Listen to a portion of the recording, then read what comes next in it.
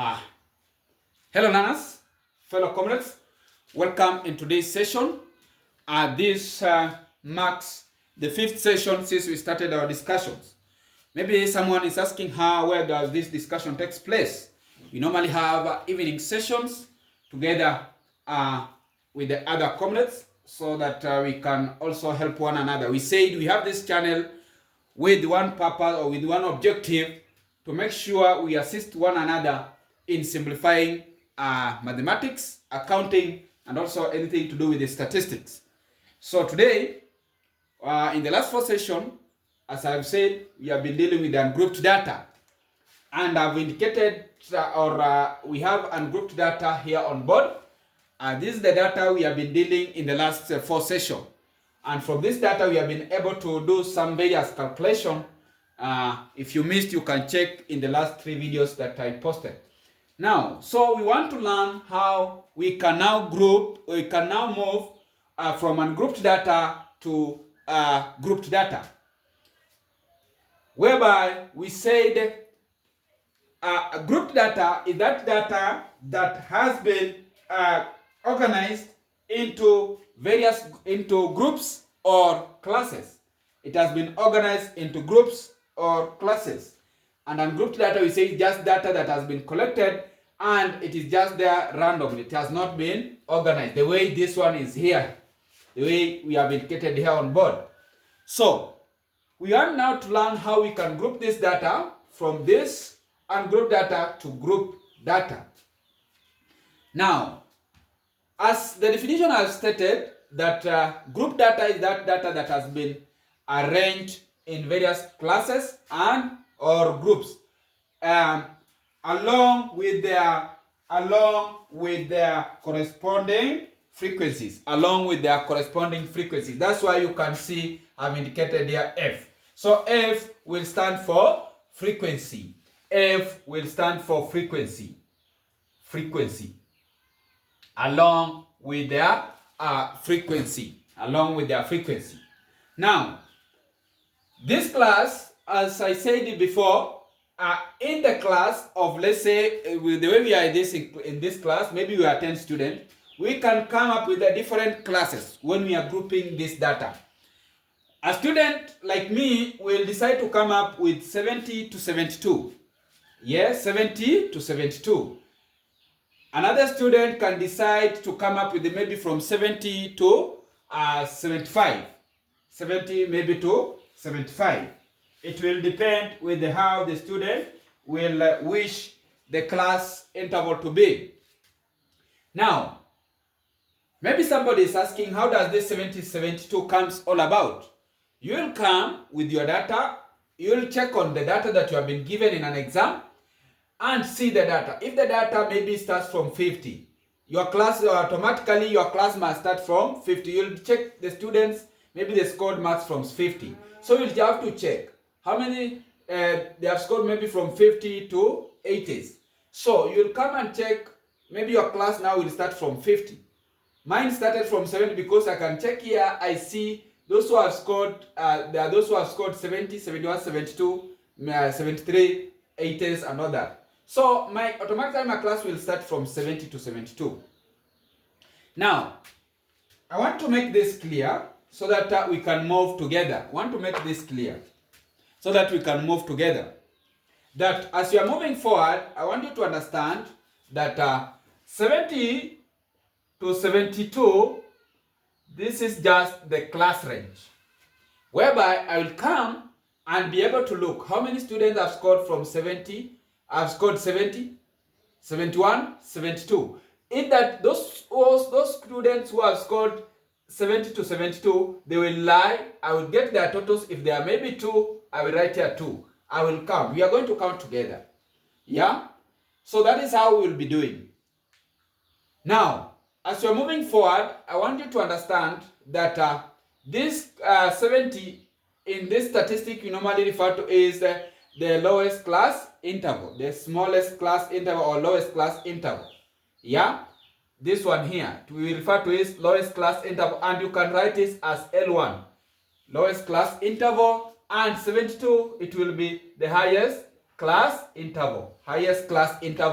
where you can write you can write L2. The highest class interval where you can write L2. Good. So those are the terms we are going to be interacting with as we move forward. Now, as you can see on board, I want you also to note that for you to get what I'm mentioning, the class interval, yes, the class interval, let me write here, class interval, or the width, I will show you how width comes all about. You will be using that sign I, it can also refer to the class interval. How do you get the class interval? Is L2 minus L1.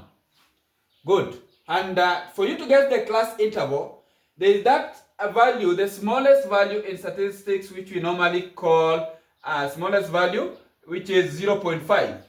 So this 0.5, you add it to 70, you subtract from 70, 0.70, you minus there 0.5, you'll get what?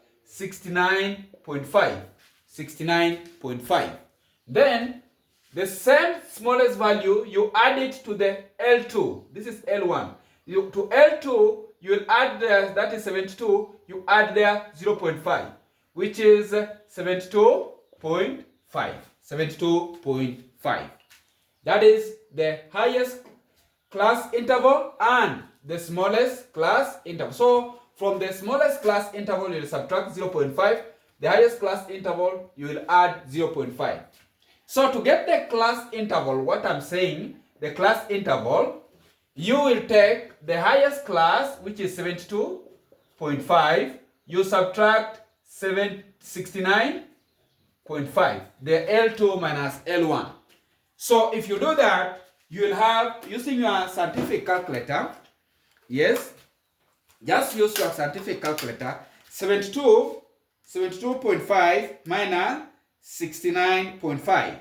You will have your class interval as 3. Your class interval I will be what? 3. So the difference there, you'll get your class interval as 3. Good. So the class interval in the first class must be the same in all classes. So meaning my next class here will be 73 to 75. 73 to 75. So if you do the same procedure here, you'll still have what? Get 73.5, 73 minus 0.5. You'll have 72.5. That is our L1.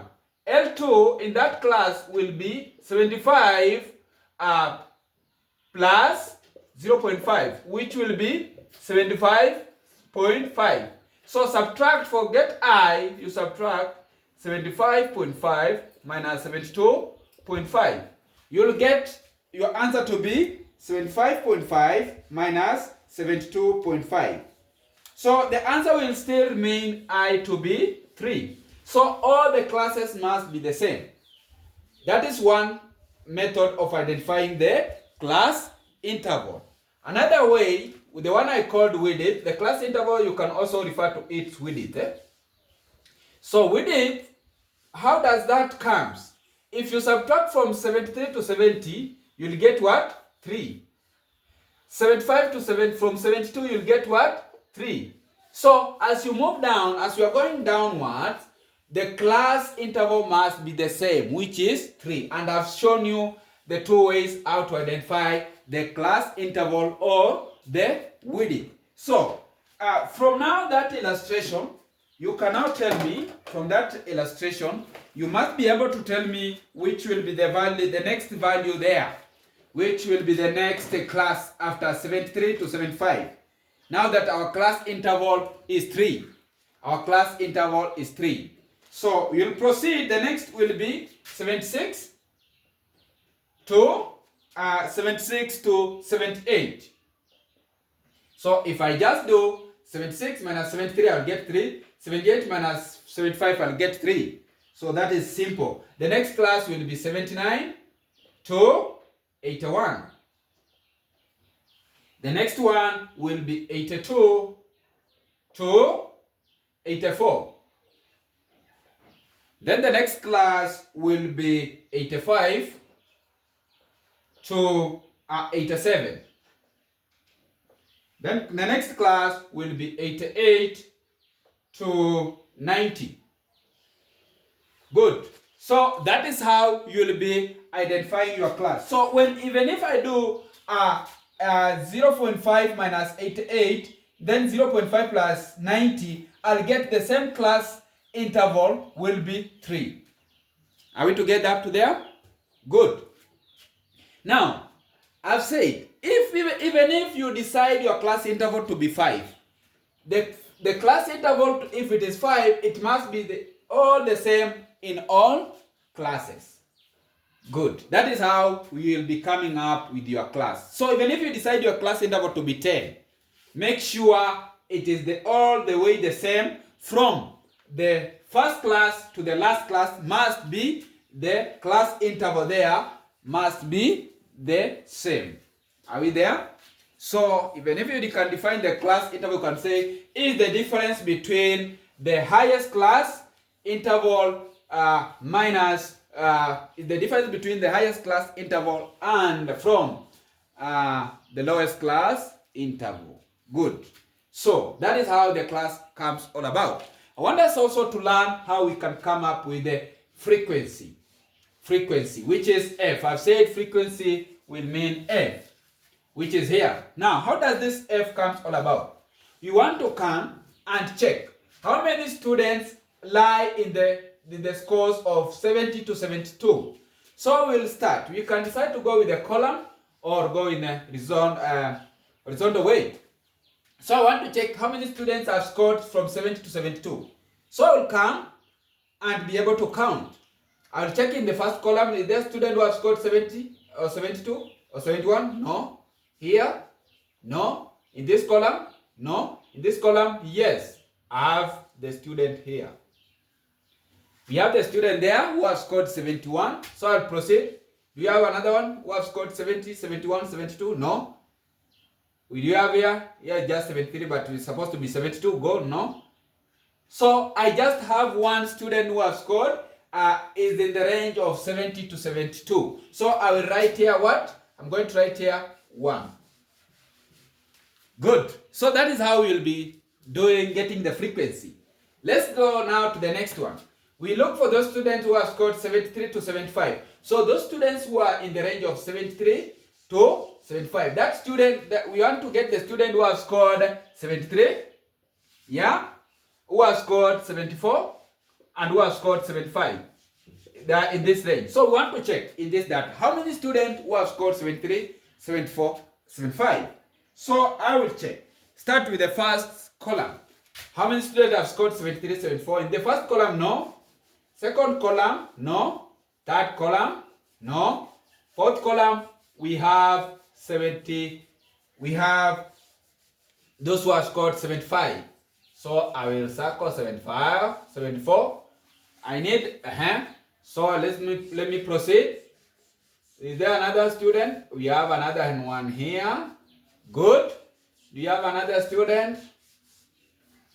No. So we have just, those who have scored in this range, in the range of 73 to 75, I have only 2 students. There's that student who has scored 74, and there's another student who has scored 73. So that means our frequency, those students who lie in this range, they are just how many? They are 2. They are 2. And we have all witnessed that. Good. So we go to the next one. How many students who are in the range of 76 to 78? 76 to 78. So 76 to 78, I will start in the first column.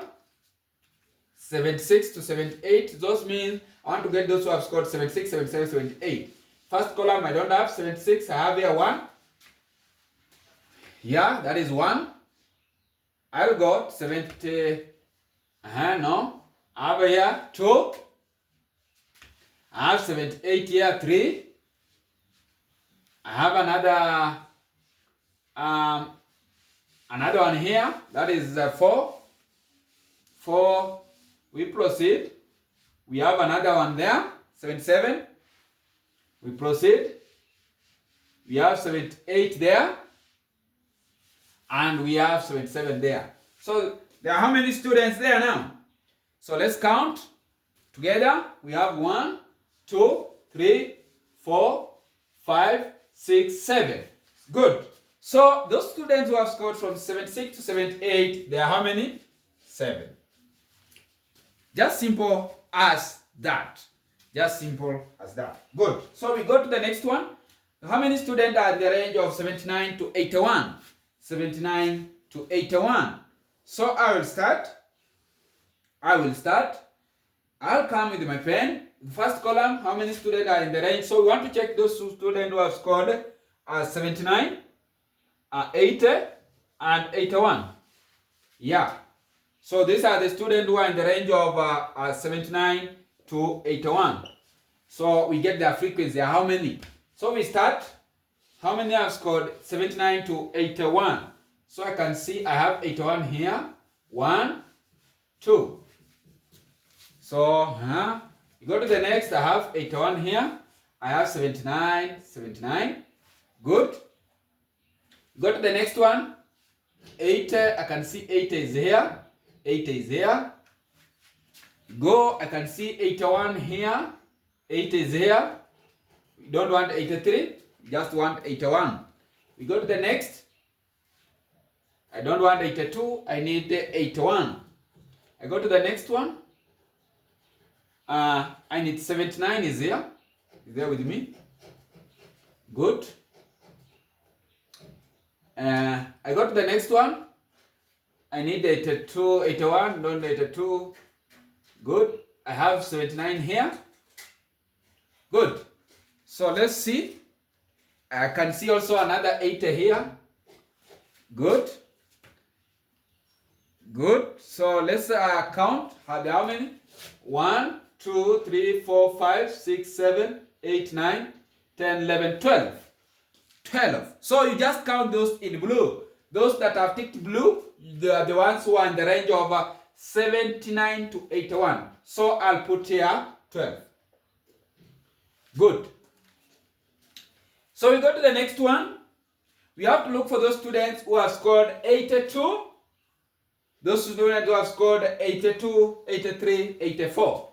82, 83, 84. 82, 83, 84. So I'll start for those students who have scored 82, 83, 84. So I have 83 here. Good.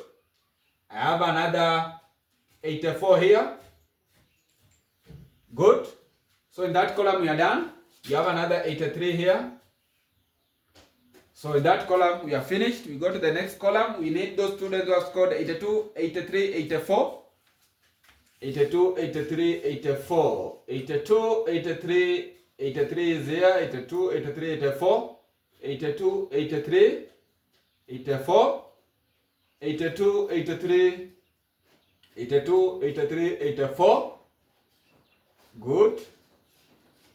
Good. 84 is here. 82, 83, 84. Good. So you can see those that have covered with in the box of black. We just count them. There are how many? 1, 2, 3, 4, 5, 6, 7, 8, 9. Well done. 9. So those who have scored and they are in that range will get to be there 9. Good.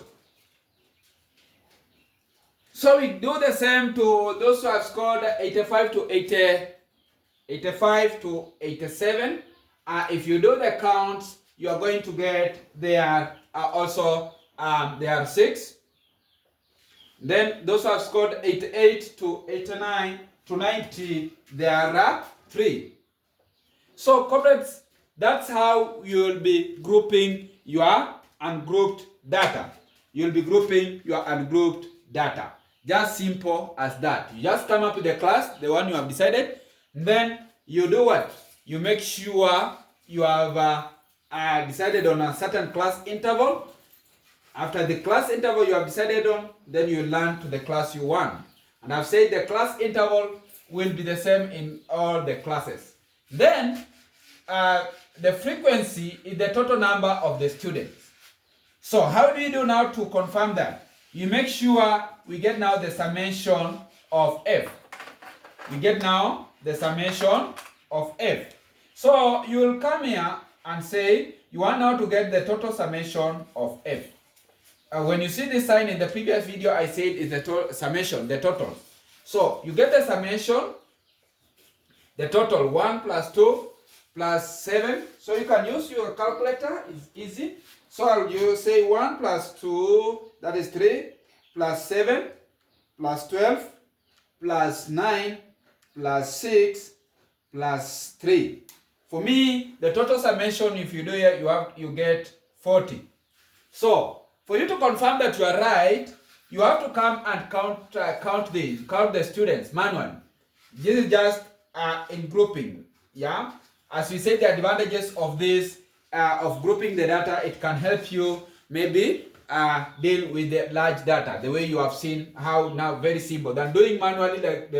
You just come and count 1, 2, 3, 4, 5, 6, 7, 8, 9, 10, 11, 12, 13, 14, 15, 16, 17, 18, 19, 20, 21, 22, 23, 24, 25, 26, 27, 28, 29, 30, 31, 32, 33, 34, 35, 36, 37, 38, 39, 40. So manually, if you count this manually, you'll get 40 students.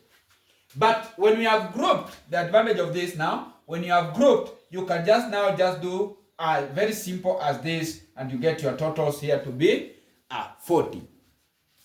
Good. Now, that is how we get the class and the frequency. Then, there is another thing I want to teach you today. It's called cumulative frequency. Cumulative frequency, CF. Cumulative frequency. Still on that, why are we coming up with the cumulative frequency? The cumulative frequency is going to help us in even calculating the median, calculating the class, the quartiles, the percentiles, and deciles. And also another importance of us coming up with the cumulative frequency is to counter check that what we have done in the frequency column is right. How? Because the last value that I'm going to indicate here must be the same as the total number of the frequency, which is 40. So how does that comes all about? What I'll do, the first value in the frequency, which is 1, I'll indicate it here 1. Are we there? I'll indicate there 1. Now, to get now the second value, which is, how do we get now the second value in the cumulative frequency column? I'll take 1 plus 2, which will be 3. Are we there? I took 1 plus 2, I get 3. How do I get the next value after 3?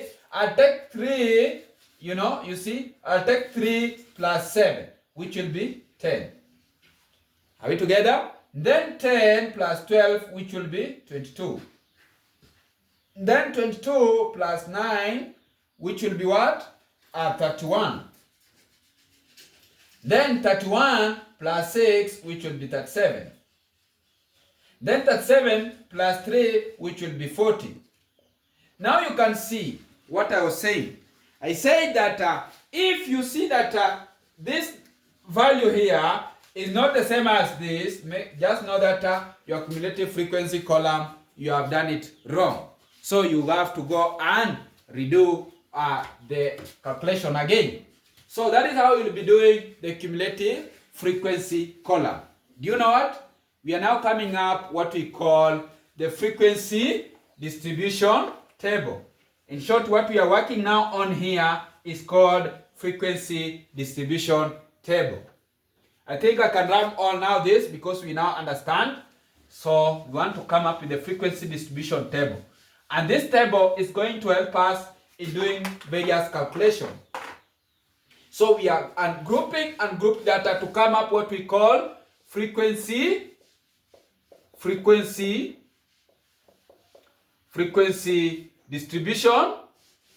distribution table. This table, we are going to use it to do various calculation. We are going to use it to do various calculation. Now, now in the frequency distribution table, what next after that? We are now going to calculate what we call x. We are going to calculate what is called x. And what is x in this regard? What is x in this regard? X, we will referring to x as the midpoint of the class. X will be the midpoint. When I say midpoint, I mean the middle value, midpoint. Midpoint of the class.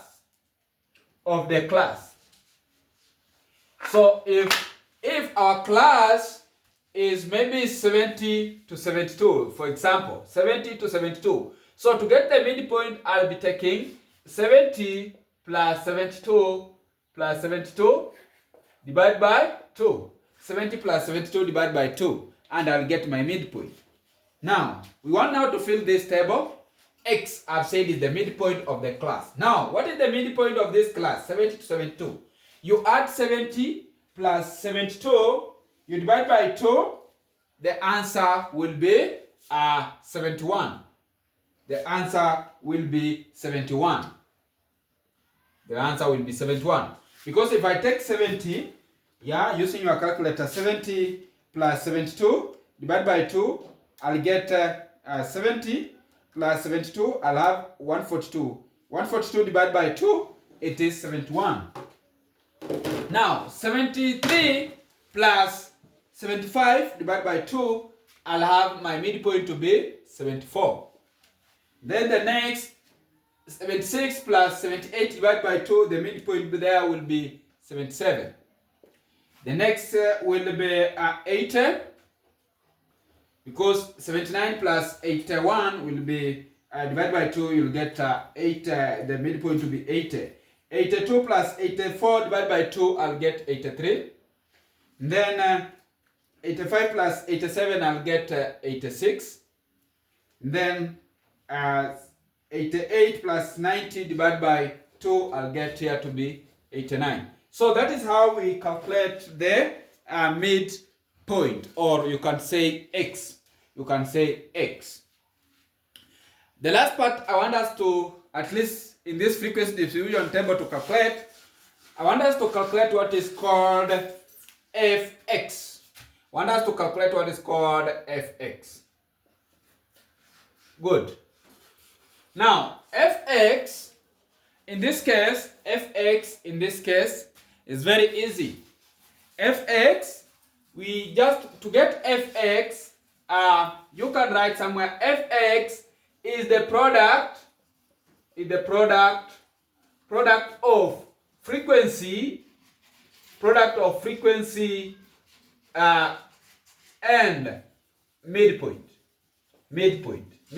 of the class. Midpoint of the class. That is all about the frequency. That is all about the frequency fx. The frequency, the product between the frequency and the midpoint. So we are going to multiply the frequency and the midpoint. So we'll be multiplying, the first one will be 1 multiplied by 71, which is 1 multiplied by 71 is what? 71. Good. Next will be 72 multiplied by 74. We'll have it to be what? 148. So I will write here 148. Then the next will be 7 multiplied by 77. 7 multiplied by 77, I'll have 539. Then next will be 12 multiplied by 80. 12 multiplied by 80, I'll have 960. Then I'll go 9 multiplied by 83. 9 multiplied by 83, I'll have 747. 747.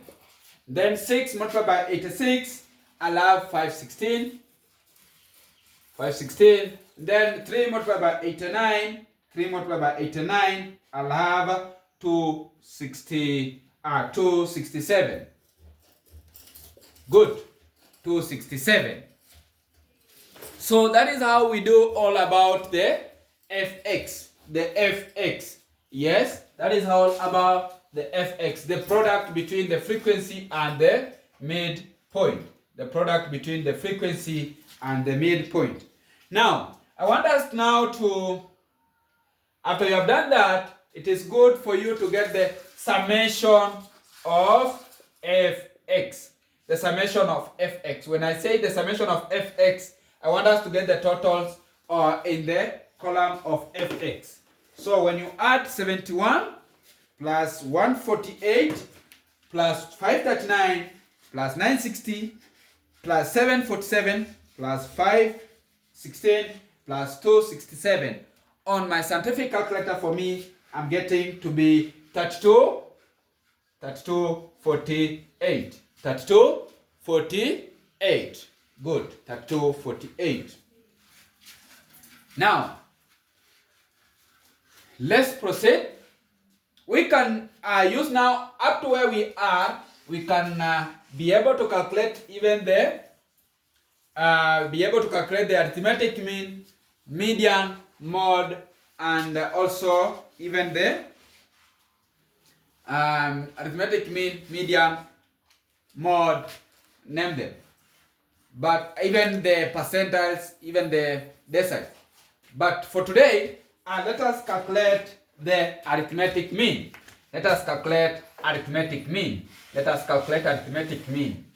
Then in the next session, we will complete, because we'll still have 4 columns to fill to the right. The frequency distribution table goes up to, maybe we have another 4 columns we have to add to the right. Then we'll be able to even use those columns to calculate the standard deviation and name them. But I want to stop here. We'll be able to calculate various parts here. So let's calculate. I want us to calculate arithmetic mean. For the benefit of this today, I want you to calculate arithmetic mean. So part A, you can get in a question, calculate arithmetic mean. Arithmetic mean. Arithmetic mean. Good. How do we get arithmetic mean for this case?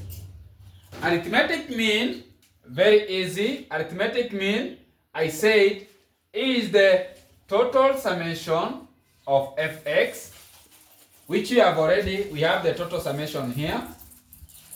Total summation of fx, you divide by the total summation of f, which we already have as 40. So those are the free marks, which I need my fellow students to grab those marks. So how do you go about now? So to get mean, it will be very easy. It will be 3248. You divide by 3248, you divide by 40. You divide by 40. Yeah? So our arithmetic mean will be now, if you do that, our arithmetic mean will be 3248 divided by 40. For me, on my arithmetic calculator, I have 81.20 as my arithmetic mean. So, in the next session, I'll be able to take you through now, using the same data up to where we are. I want us to learn how we can calculate now mode and median. Mode and median for grouped data. This is now the grouped data we have for grouped data. So for today, make sure that you have subscribed to that channel so that we meet in the next session. I take you through mode and median using this data. Then after we have calculated mode and median, we will be able to finish the frequency distribution table and be able to calculate the variance, standard deviation, and also even come up with an ogive curve. So for today, I wish you all the best, and I believe we are going to meet in the next session. So I say bye-bye for today.